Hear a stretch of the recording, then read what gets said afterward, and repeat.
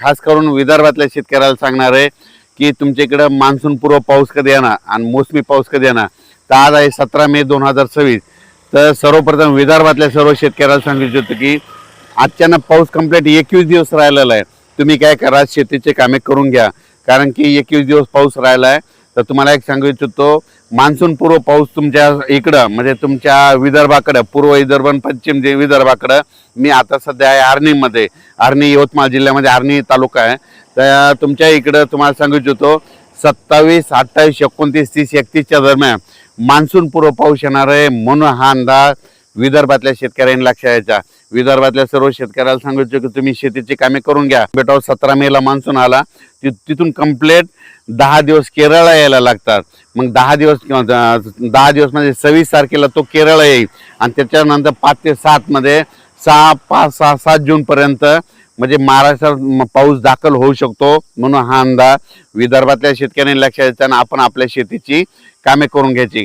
कारण की विदर्भात असल्यामुळे तुम्हाला सांगतो, पूर्व विदर्भ आणि पश्चिम विदर्भामधले सर्व शेतकऱ्याला सांगू इच्छितो की तुमच्याकडं मात्र एक मान्सून पूर्व एक अवकाळी पाऊस येणार आहे आणि ते पाऊस मात्र 27 मे, 27, 28, 29, 30, 31च्या दरम्यान तो मान्सून पूर्व अवकाळी पाऊस येणार आहे। भाग बदलत पडणार आहे, विखुरलेला स्वरूपाचा पडणार आहे। म्हणून खास करून हा विदर्भातल्या शेतकऱ्यांनी अंदाज लक्षाचा। त्याच्यानंतर विदर्भाच्या बाजूला मराठवाडा आहे, तर मराठवाड्यामध्ये मान्सून पूर्व पाऊस कधी येणार, म्हणजे मराठवाड्यात देखील 27, 28 मेच्या नंतरच मराठवाड्यात देखील एक मान्सून पूर्व अवकाळी पाऊस येणार आहे। म्हणून हा मराठवाड्यातल्या शेतकऱ्यांनी अंदाज लक्षाचा। मराठवाड्यातल्या सर्व शेतकऱ्याला सांगू इच्छितो की अचानक कंप्लीट 21 दिवस पाऊस राहिलेला आहे, तर तुम्ही काय करा, शेतीची कामे करून घ्या। त्याच्यानंतर तुम्हाला सांगू इच्छितो उत्तर महाराष्ट्रातल्या देखील शेतकऱ्याला सांगू इच्छितो की तुम्ही काय करा, अचानक पाऊस कंप्लीट 21 दिवस राहिलेला आहे, तुम्ही जवळपास म्हणजे 21 दिवसापर्यंत तुम्ही तुमची शेतीचे कामे करून घ्या। कारण की उत्तर महाराष्ट्रात देखील म्हणजे 27, 28, 29 म्हणजे मेच्या शेवटच्या आठवड्यात चांगला एक मान्सून पूर्व अवकाळी पाऊस येणार आहे आणि त्यामध्ये तुमची शेतीची कामे होणार आहे। पण या पावसामध्ये विजेचं प्रमाण जास्त असल्यामुळे शेतकऱ्यांनी शेतीचे कामे करत असताना आपली स्वतःची काळजी घ्यायची, झाडाखाली थांबायचं नाही।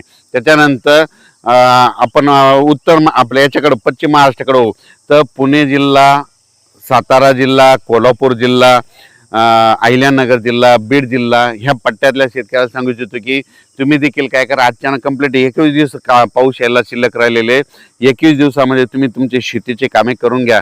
कारण की मेच्या शेवटच्या आठवड्यात पुणेकडे देखील एक आणि कोकणपट्टी घाटमाट्यावर देखील पाऊस सुरू होणार आहे। म्हणून हा अंदाज सर्व शेतकऱ्यांनी लक्षात घ्यायचा। मग सांगायचं झालं तर कोकणपट्टीकडे तर जवळपास 23 तारखेच्या नंतर तिकडे पावसाचं वातावरण तयार होणार आहे।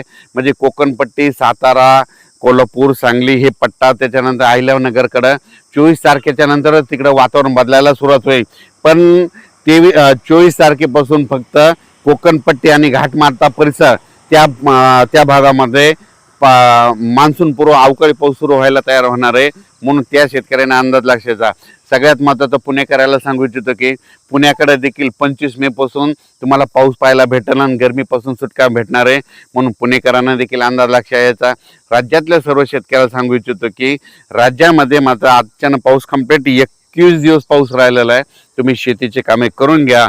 आणि आता मी योगायोगानं विदर्भामध्ये असल्यामुळं विदर्भामध्ये आर्णी तालुक्यामध्ये खास करून विदर्भातल्या शेतामध्ये इकडे आल्याच्या नंतर सर्व शेतकऱ्याला सांगू इच्छितो की तुम्ही काय करा, शेतीची कामे करून घ्या। कारण की आज मान्सूननं म्हणजे अंदमान बेटावर दस्तक दिली, तिथून कंप्लीट 10 दिवसाला पाऊस काय होतो की तो केरळला येणार आहे आणि केरळ आल्याच्या नंतर तिथून 5 ते 7 दिवसामध्ये महाराष्ट्रात येतो, दाखल होतो। त्याच्यामुळे हा अंदाज सर्व शेतकऱ्यांनी लक्षात घ्यायचा आणि आपण आपल्या शेतीची कामे करून घ्यायची।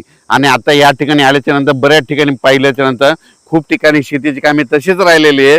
म्हणून सर्वप्रथम तुम्ही शेतीची कामं आटपा। परत एकदा विदर्भात असल्यामुळं पूर्व विदर्भ आणि पश्चिममध्ये 11 जिल्हे ते वर्धा, नागपूर, भंडारा, गोंदिया, चंद्रपूर, यवतमाळ, वाशिम, हिंगोली, अकोला, अमरावती, बुलढाणा त्या शेतकऱ्याला सांगू इच्छितो अचानक कंप्लीट 21 दिवस पाऊस शिल्लक राहिलेला आहे। 21 दिवसामध्ये तुम्ही तुमचे शेतीचे कामे करून घ्या। त्याच्यानंतर एक मेच्या शेवटच्या आठवड्यात मध्ये 27, 28 मेच्या नंतर एक मान्सून पूर्व अवकाळी पाऊस येणार आहे। त्यामध्ये तुमच्या शेतीचे मशागत तयार होतील आणि 6-7च्या जूनमध्ये मान्सून येण्यासाठी पोषक वातावरण तयार झालेलं आहे, म्हणून आपण आपली शेतीची कामे करून घ्यावी. अचानक वातावरण बदल झाला तर लगेच एक मेसेज दिला जाईल. धन्यवाद.